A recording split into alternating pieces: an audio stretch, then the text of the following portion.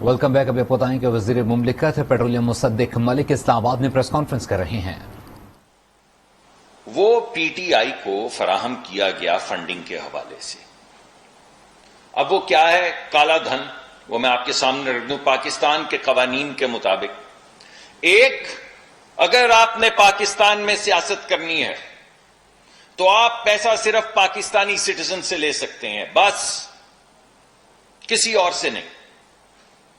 اگر آپ نے پاکستان میں سیاست کرنی ہے تو آپ کسی فورن کمپنی سے پیسہ نہیں لے سکتے. اگر آپ فورن کمپنی سے پیسہ لیں گے تو وہ کالا دھن ہے، وہ اللیگل منی ہے. 2، آپ کسی غیر ملکی ریاست سے یا کسی بھی غیر ملکی ریاست کے کسی اہم کابینہ کے ممبر سے پیسہ نہیں لے سکتے. اگر لیں گے تو نہ صرف وہ کالا دھن ہوگا، نہ صرف وہ اللیگل ہوگا، بلکہ آپ کی پارٹی کو حتمی طور پہ ختم پاکستانی قوانین کے مطابق کر دیا جائے گا، جس کو فورن فنڈنگ یا فورن ایڈڈ فنڈنگ کہتے ہیں. یہ دوسری اللیگل چیز ہے. اور تیسری چیز یہ ہے کہ آپ کسی غیر ملکی،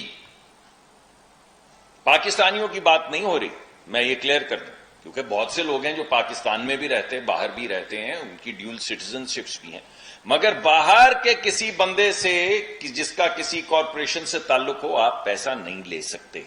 یہ قدغن ہے، یہ اللیگل ہے. اگر آپ ایسا کریں گے تو وہ کالا دھن ہے. اس کالے دھن کی یہاں پر سزا مقرر ہے. یہ ہے صاحب اس ملک میں قانون. سیاست کے حوالے سے کالا دھن کیا ہے وہ میں نے آپ کے سامنے پیش کر دیا. اب ہوا کیا صاحب، ایک صاحب ہیں بہت امیر، پاکستان کے گئے ہوئے، اللہ لوگوں کو امیر کرے اور نیک نامی کرے ان کی، اور حلال کام سے ان کی ترقی کرے. ایک یہاں پہ آپ کو پتا ہوگا ایک صاحب تھے نقوی صاحب، عارف نقوی صاحب، جن کی وہ ایک ابراج کیپٹل تھی، وہ ایک علیحدہ کمپنی انہوں نے دبئی میں کھولی، جس کے کچھ اور بھی دنیا میں مختلف مراکز میں ان کے دفاتر تھے. عارف نقوی صاحب کی ایک کمپنی تھی ابراج کیپٹل، اور ابراج انویسٹمنٹ جو پاکستانی کمپنیاں نہیں ہیں، فورن کمپنیاں ہیں، جس میں پاکستان کا پیسہ نہیں، فورنرز کا پیسہ ہے. یہ فنڈ مینیجر تھے، یہ فنڈ مینجمنٹ کمپنی تھی. اس میں تمام مختلف ممالک کا پیسہ تھا، یعنی وہاں کے انویسٹرز کا پیسہ تھا جو وہ استعمال کر رہے تھے. اس کے بعد وہ جال سازی میں اور کالا دھن کی مختلف اسکیموں میں پکڑے بھی گئے. اس وقت جیل میں ہیں انگلستان میں.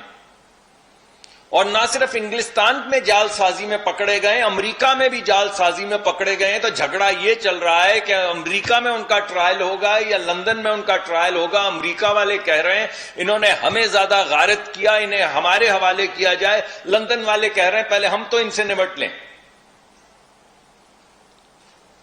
تو پاکستان میں موجودہ پچھلے 10 سال میں اس سے بڑی کالا دھن کی، اس سے بڑی فراڈ کی، جال سازی کی ہماری موجودہ تاریخ میں پاکستان میں نہیں، یعنی پوری دنیا میں جو بڑے بڑے جو جال سازی اور فراڈ کے جو مارکے ہوئے ہیں ان میں ان کا نام سر فہرست ہے. اب انہوں نے کیا کیا صاحب، انہوں نے کیا یہ کہ ان کے کچھ انٹرسٹ تھے پاکستان میں. اس وجہ سے وہ پاکستانی سیاسی جماعت کو اور سیاسی لیڈر کو، یعنی پی ٹی آئی کو اور عمران خان صاحب کو پی ٹی آئی کے لیے فنڈنگ بھیجنا چاہتے تھے. نہ صرف خود بلکہ اعلی کار بن کے. یہ تینوں چاروں جو میں نے آپ کو اللیگل طریقہ کار بتائے ہیں، ان طریقہ کار سے فنڈنگ پی ٹی آئی کرنے کے لیے ان کو مقرر کیا گیا. کیا آپ پاکستان میں کام کرنا چاہتے ہیں؟ آپ آئیے. تو انہوں نے کیا کیا، انہوں نے آکسفورڈ شائر میں ایک لش پش ایک جگہ کے اوپر ایک سٹیڈیم بنایا صرف اسی کام کے لیے، ایک کلب بنایا.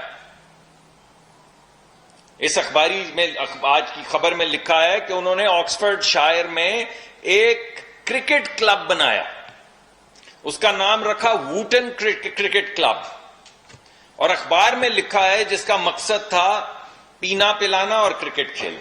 یہ ریاست مدینہ کے لیے، ریاست مدینہ کی جو پولیٹیکل سیاسی جماعت ہے اس کے لیے ایک کمپنی کھولی گئی جس کے متعلق اخبار لندن کا یہ لکھ رہا ہے کہ دو مقاصد تھے ووٹن کرکٹ کلب کے، سپورٹس اینڈ ڈرنکنگ، اور یقین مانے کوکا کولا نہیں تھا وہ، لیکن چلیے کوک مان لیں، اس سے ہمیں کیا غرض، شاید وہ کوکا کولا کی بات کرتے ہوں گے۔